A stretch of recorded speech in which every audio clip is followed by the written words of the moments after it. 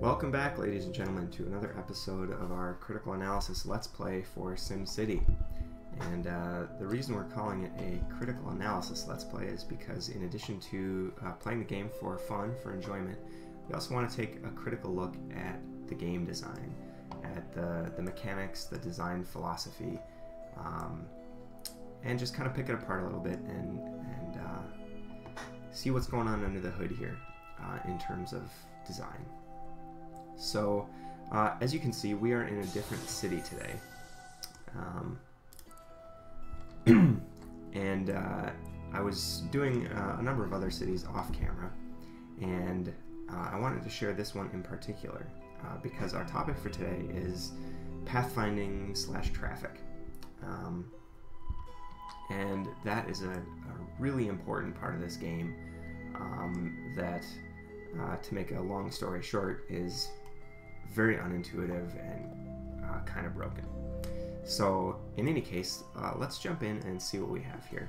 So let me switch to our zones here for a moment. So you can see we have a residential district up here, some commercial along the back, a little bit of commercial in between here, and another residential district with commercial along the edge.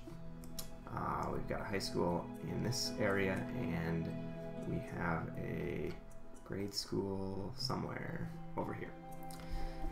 So that's the basic setup of our city, and then down in here we have a bunch of industrial, plus we have 2 oil wells, and then some of our city services, our power plant, trade depots, garbage, etc. So this was intended to be kind of the industrial base for the region. And because of the geometry of the region, I thought, well, let's put a bunch of the industrial down here, also because the oil is down here. As you can see, there's no oil up on the top. So that made me want to just put all the dirty stuff down here and residential up there. Now there's a problem that you can see right here. Closed, not enough workers, still needs workers, not enough workers.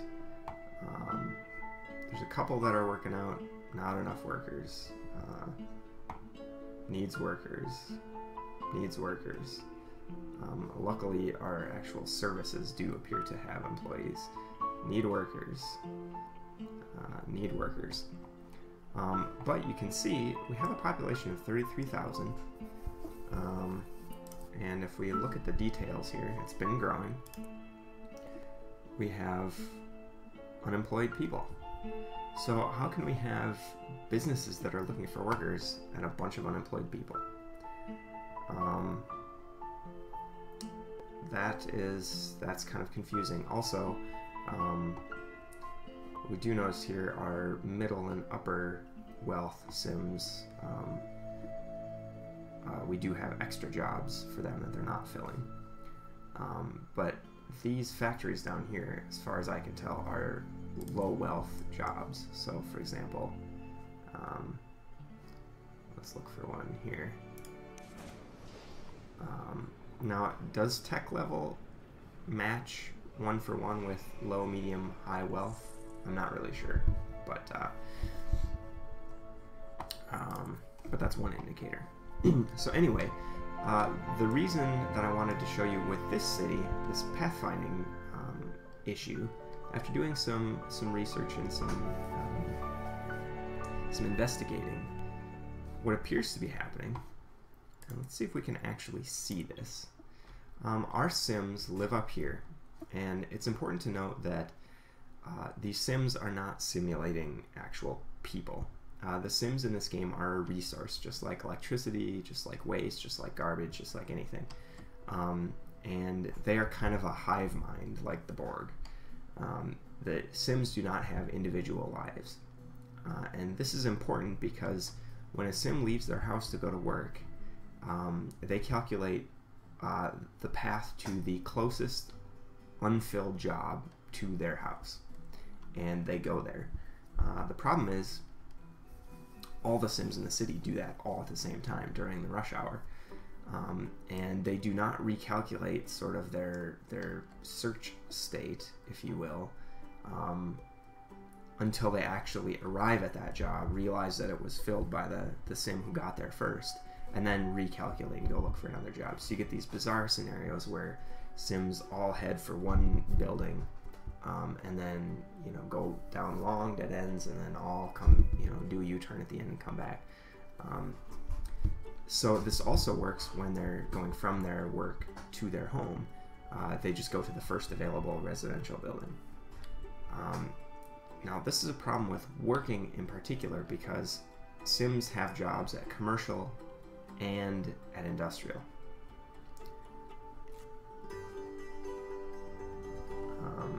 Now the happiness of our commercial, I think, is pretty okay. So commercial on here is doing pretty well, commercial back here is doing pretty well, and this little strip of commercial is doing pretty well.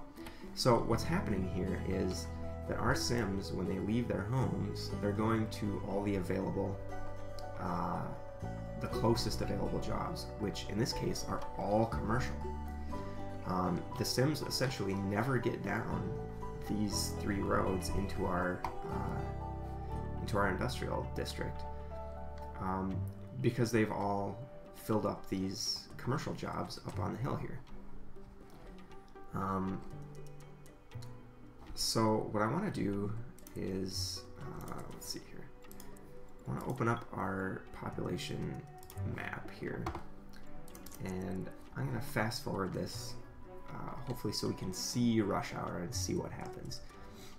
Now we're looking for these teal people. The teal people are the workers. Now we have a lot of pedestrians down here. Now I should note that I did go a bit crazy with the public transport, buses in particular. I put bus stops all over the place. I put a couple of park and rides up in this area somewhere. I also put, let's check on this while I'm thinking about it. It's closest data view.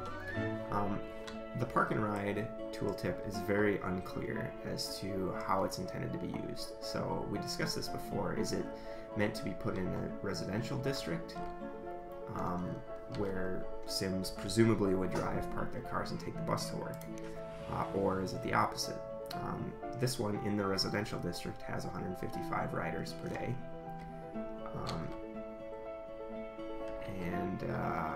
If we come down here, I did put one in this area also, 815 a day. So the park and ride that is nowhere near any residential has way more traffic coming to it. So apparently the park and rides are what? The sims drive all the way down here, park, and then take the bus 1 block to their job? Or are they driving all the way down here to the park and ride and then taking the bus all the way back up to commercial jobs? I really don't understand. This is really wacky and incredibly frustrating, because it doesn't make any sense, and there's no you get no feedback from the game to help you make sense of it. If the park and ride works in an unintuitive way, that's fine as long as they explain to you how it does work, but they don't. So let me just check. I thought I had 3 park and rides. I've got the one over here. It doesn't really label them on... Oh, I guess it just shows up as a bus stop. I won't waste a lot of time looking for this thing, but I was pretty sure I had another one of them somewhere. Did I put one? No, it's a library. Well, I don't see it. Anyway, so that's one experiment that I did. So the upshot is the sims neither drive nor take the bus to these industrial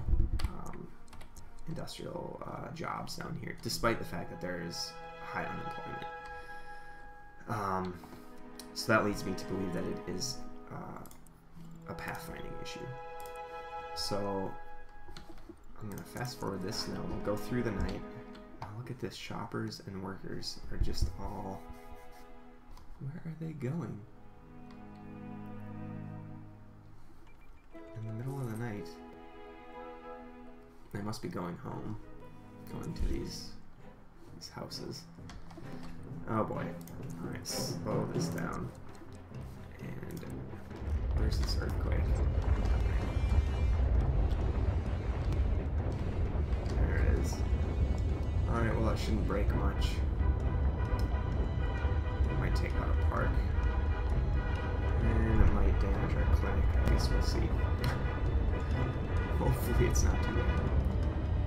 The earthquake seems to be one of the more forgiving disasters, actually. Yeah, and look at that. It did no damage to anything. Not that I'm complaining, but that's kind of odd. Oh, wait.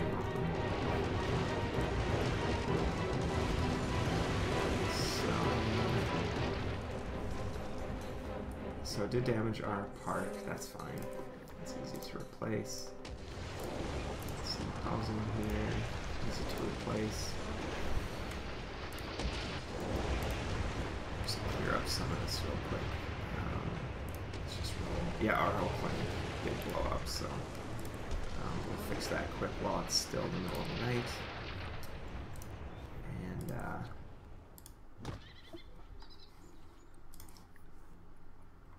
I wish you had the ability to repair rubble like this and go in and replace, individual pieces of it or something.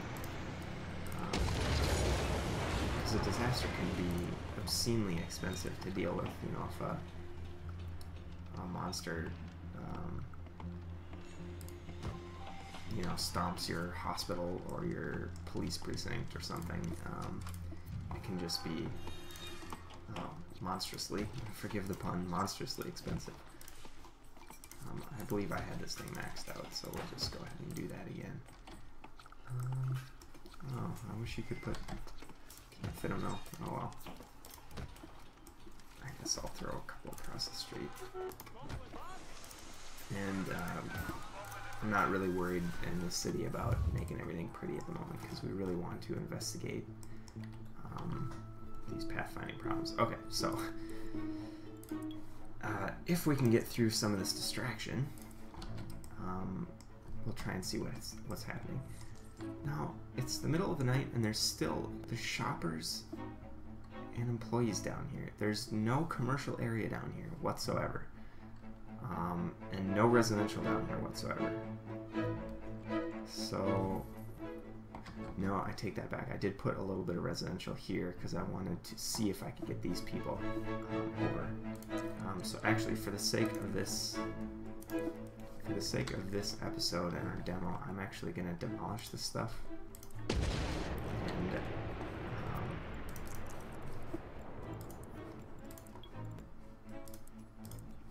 just so that's not messing up our results too much. So the buses are driving around like mad, it looks like.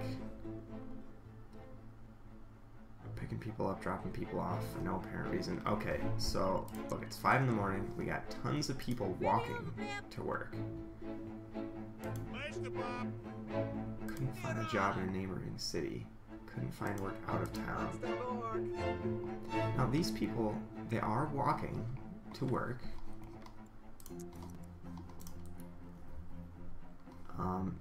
So you can see these first buildings here are filling up. Now, where's everybody else going to work? So these commercial areas here did fill up. They have workers. The school has a bunch of workers. The school has some. But yeah, here you can see the pathfinding problem is it's the first one to go. So like this path here, you can see kind of takes this crazy circuitous path around the oil well.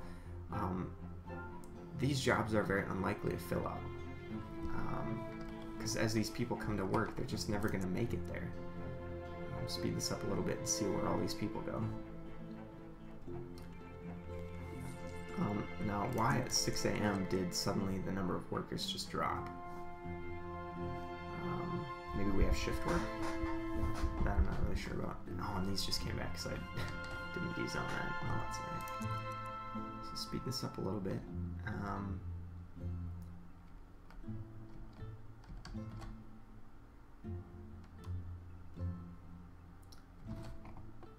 So, and look, these workers keep getting on buses, and then where are they going?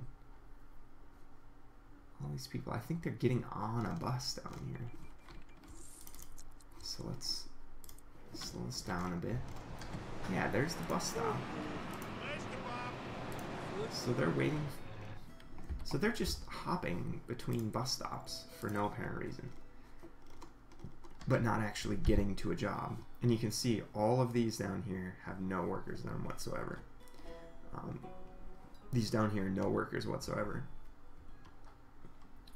Despite having bus stops down here, actually, if we look at our buses, there's a number of bus stops down here too. And look, we have passengers waiting at the bus but not going to work.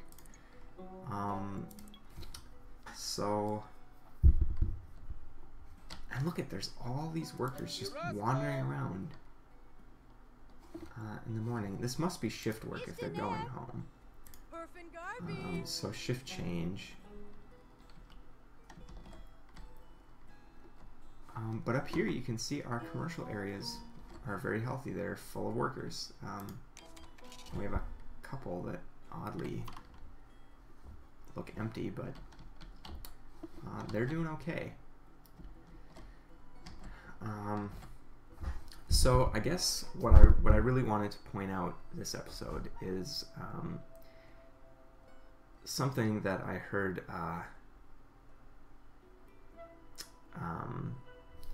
Corrales and Biffa and Doc M and Sasuma in their Let's Play talking about, and that is that in order to create a successful city in SimCity, in order to really play this game well, you really have to play to the game. You can't play this as a simulator. You have to play it as you do other video games where you just accept the world that they've given you, even though parts of it may make no sense at all, right? I mean, in a first-person shooter, there's doors that are purely decorative, right? It's just a texture painted on a solid wall that you can't shoot through, you can't open, you can't break down, and you accept that as a part of the game reality. It's just a part of the rules of the game that you accept. Well, the SimCity, because it's called a simulator, I mean, it's even in the name there, we expect it to be a more faithful representation of reality. And of course it can't be a perfect representation of reality, otherwise it would be reality. But we have to be successful in this game, really play to the game. We can't use our intuition. We have to kind of game the system. We have to trick SimCity into playing well. You know, if we look at this city, this would, you know, the size of this thing is 1 mile on a side. As we've said before, this is a tiny, tiny city. I mean, this would be a very, very small suburb even. This is minuscule. And real people living in a town like this would have no problem figuring out that the jobs are down here and just drive down the hill and go to work, right? And if there's buses, take the bus. And if there's a streetcar, take the streetcar, whatever. This is not in any way, shape, or form, a difficult city to navigate, right? But SimCity, we have to just simply accept the fact that Sims are this hive mind, ant people, Borg thing. And we have to design around that reality. The unfortunate part about that is that that's okay in games in general. We accept the reality that the developer has given us and play within the rules. But SimCity is meant to be a simulator. You know, it's meant to give us the feel for creating and managing a real city. And you know, the developers go to great lengths to make it feel that way in other ways. You know, the variety of elements that we have to deal with, you know, sewage and crime and fire protection and health and you know, exporting trade goods and all this stuff. But the Sims, which are, I think, the most basic, essential element of this entire game, the Sims are the agents that produce waste and garbage. They're the ones that consume electricity. They're the ones that go to and from work. They're the ones that shop. They're the ones that get in their cars and create traffic. They're the ones that get on the buses or the streetcars. They're the ones that commute in and out of the city. There's the ones that work at your city services. They're the ones that go to school or burn down their house or whatever. And when those Sims, that very basic central core element of this game, it just works in a really unintuitive, bizarre way. And because we expect this to be a simulator, because we expect it to make sense, it's very jarring to realize that it doesn't make any sense. And it really takes, at least me, it takes me out of the game. It breaks my suspension of disbelief, if you will. And it totally screws up the experience.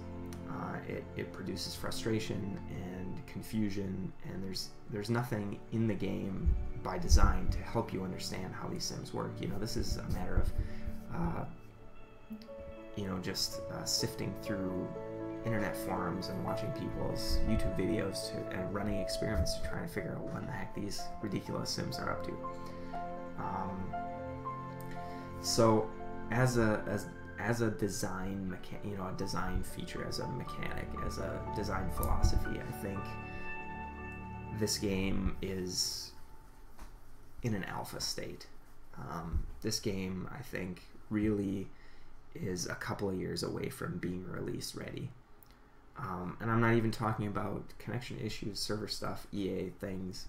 I'm just talking about Maxis and the core elements of this game. There's a lot here that's really good, and the framework, I think, is good, but there are some major under the hood tweaks to be made. The Sims having this weird behavioral thing, this hive mind, is a serious flaw.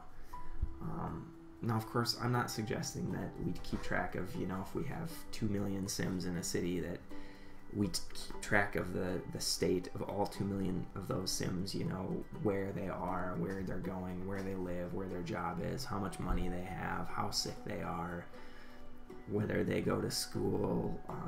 That maybe that's just way too much to keep track of for 2 million Sims. And a desktop computer just couldn't handle that. I'm perfectly willing to accept that. But if you're going to do this sort of bulk aggregate behavior, some serious thought needs to be put into making it behave from the high level still like you would expect real people to do. And I'm not an algorithm person, I'm not a programmer, so I don't have any specific suggestions on how that should be done, but I wanted to point out this really odd and disappointing and frustrating behavior. So I do have a couple of experiments that I think I could run that would be interesting to watch this, but so the last thing that I guess I want to say is, in order to fix a city like this, I think what I'm going to have to do is bulldoze all this commercial, take out all the commercial in the city, and then watch what happens. And then I'm going to have to, if that does work, I'm going to have to reposition a commercial probably down here, in between, much closer to the other jobs, so that the Sims aren't preferentially going the opposite direction to find their jobs. So I'm going to call this good for this episode here. I'll be back for another one and do some more experiments with this city, and we'll see what happens